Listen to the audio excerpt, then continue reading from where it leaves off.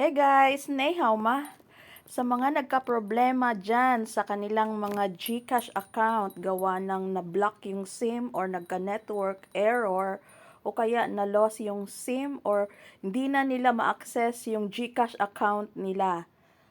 At may mga existing GCash loan ang account na yon. This video tutorial is for you. Without further ado, let's get started. Okay, I assume na alam mo yung GCash loan number mo. Pag hindi mo alam ay don't worry kasi nag-i-email yan si GCash. So basahin mo na lang yung inbox mo at doon mo makita yung G-loan number mo. Then make it sure na may laman yung wallet mo, yung GCash account mo dapat may laman. Then proceed tayo sa mga bills na button and then i-search mo si Fuse Lending Company or before ka nag-loan, before mo in-accept yung terms and conditions sa loan, mabasa mo sa baba kung sino ang nag-provide, sino ang finance company. Halimbawa, si Fuse Financing, okay? I-search mo yon.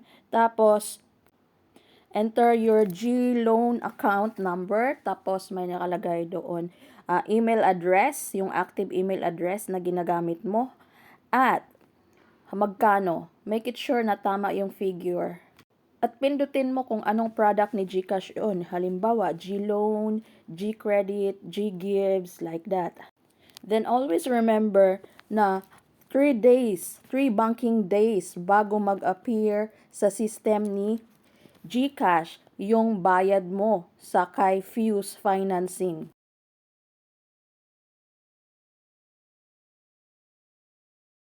Applicable din ito pag nakisuyo ka lang sa friend mo na bayaran mo yung GCash loan mo kasi nga nasira yung G-loan mo or may something wrong ang GCash account mo. Then you can enter your mobile number na connected doon sa G-loan mo. Just a friendly reminders lang guys na babayaran natin yung mga existing G-loan natin kasi nga kahit na na-loss na yung SIM natin or may bago na tayong account, kasi nga yung interest pag di natin na fully paid yun, yung interest kakainin tayo sa interest. Ang laki, Diyos ko. Hindi ibig sabihin na na-loss yung SIM mo or hindi ka na maka-access sa account mo. As long as may existing G-loan ka, ay wala tayong takas. Kailangan nating be responsible tayo sa mga ganung bagay. I hope nakatulong ang videong ito. Salamat sa panonood.